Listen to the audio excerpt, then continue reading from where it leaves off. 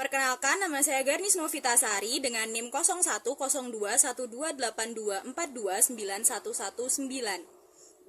dari program studi Ekonomi Pembangunan. Video ini saya buat untuk memenuhi tugas remedial mata kuliah Statistika Ekonomi. Jadi, untuk nomor 1, diketahui rata-ratanya adalah 8 bulan dengan simpangan baku 2 bulan dan N36. Dari data ini kita harus mencari standar deviasi. Standar deviasi dapat kita cari dengan simpangan baku dibagi dengan akar N.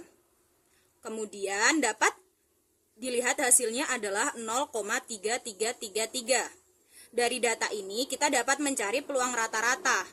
Peluang rata-rata pada poin A yaitu berapa peluang rata-rata dari 8,5 bulan.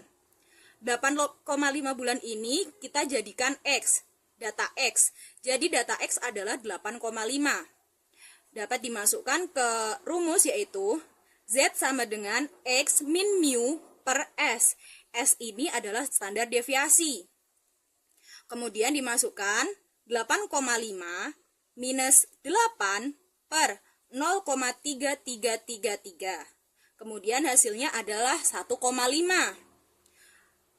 Kemudian kita bisa membuat kurva normal dengan titik 1,5 berada di kanan karena dia lebih besar dari 8,5 sehingga berada di kanan.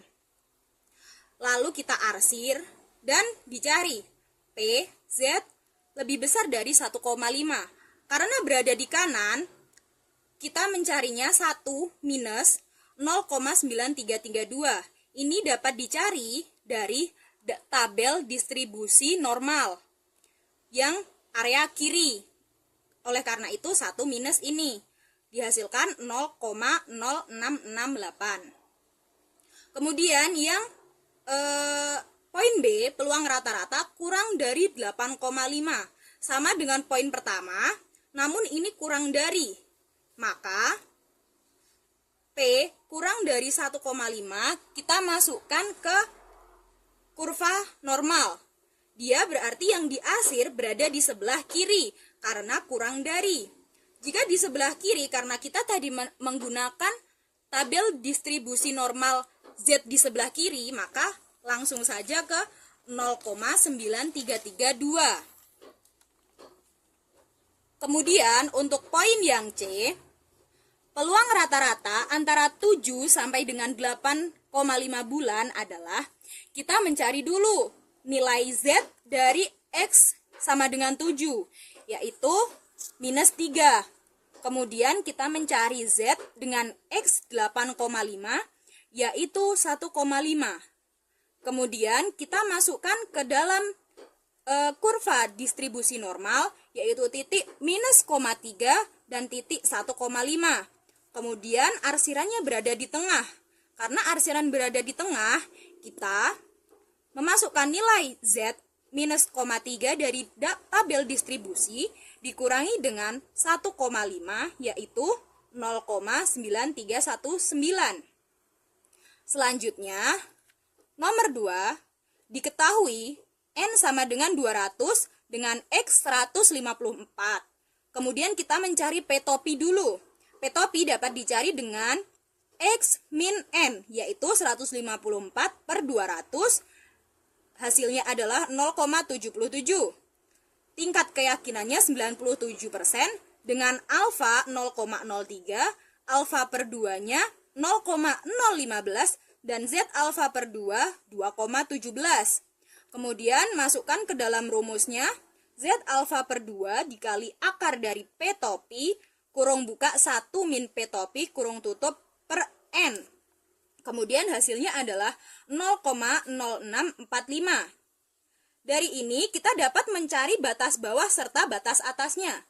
Batas bawah dapat kita cari dengan 0,77, yaitu hasil dari P topi dikurangi 0,0645, yaitu 0,7055. Batas atasnya 0,77 dikurangi 0,0645, yaitu 0,8345. Dari hasil ini Jadi, interval kepercayaan untuk proporsi rumah tangga penerima program pembangunan infrastruktur yang memiliki akses air bersih adalah 0,755 atau 70,55% dan 0,8345 atau 83,45%. Kemudian, untuk soal nomor 3, dapat diketahui P0-nya adalah 0,55, X-nya 112, dan N 180 dengan alfa 5% yaitu 0,05 dan alfa per 2 yaitu 1,96. Dengan hipotesis kita yaitu H0 proporsi sama dengan 0,55 dan hipotesis 1 proporsi tidak sama dengan 0,55. Dapat kita cari P topi yaitu 112 dari X dibagi N 180 yaitu 0,6222. Kemudian dari data di atas tersebut kita dapat cari dan masukkan ke dalam rumusnya yaitu Z sama dengan P topi min P0 per akar dari P0 kurung buka 1 min P0 kurung tutup per N. Kemudian dapat hasil yaitu 1,95. Dari hasil alfa dan Z tadi kita masukkan ke dalam tabel kurva normal yaitu dengan min 1,96 karena tadi hipotesis 0 adalah tidak sama dengan, berarti kita menggunakan uji dua arah yaitu minus 1,96 dan 1,96 di kanan. Kemudian kita masukkan nilai Z-nya yaitu 1,95. Nah, karena kita menggunakan uji dua arah berarti 1,95 ini tidak berada di area arsiran 1,96. Maka hasil dari uji di atas memperoleh hasil H0 ditolak karena berada di antara minus 1,96 dan 1,96. Maka hasil tersebut tidak memiliki cukup bukti untuk menyatakan bahwa proporsi UMKM di daerah pelatihan berbeda secara signifikan dari proporsi nasional. Artinya, hasil pelatihan belum terbukti menghasilkan perbedaan yang signifikan. Kemudian, untuk nomor 4, kita dapat ketahui hipotesis 0 adalah mu1 sama dengan mu2. Kemudian hipotesis 1 adalah mu1 tidak sama dengan mu2.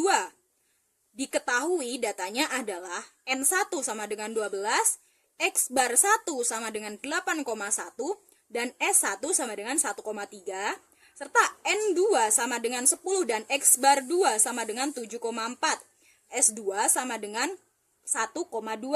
Kemudian alfanya adalah atau tingkat signifikannya adalah 1% yaitu 0,01.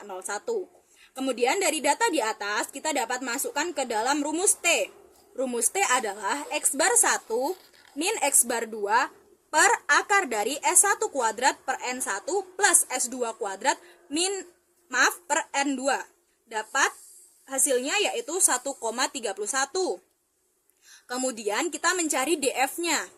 DF dapat kita cari dari kurung buka S1 kuadrat per N1 plus S2 kuadrat per N2 kurung tutup kuadrat per kurung buka S1 kuadrat per N2 kurung tutup kuadrat per N1 min 1 plus kurung buka S2 kuadrat per N2 kurung tutup kuadrat per N2 min 1. Dapat hasilnya yaitu 19,75. Dapat kita bulatkan menjadi 20. Kemudian untuk DF20 nilai T pada alfa 0,01 adalah 2,85. Kemudian karena tadi H1 adalah mu tidak sama dengan dari mu2, mu1 tidak sama dengan dari mu2, maka kita menggunakan uji dua arah yaitu dengan titik kiri minus 2,85 dan titik kanan 2,85.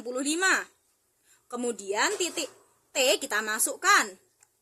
Dari hasil tersebut, kita dapat ketahui karena T berada di antara minus 2,85 dan 2,85, maka H0 ditolak.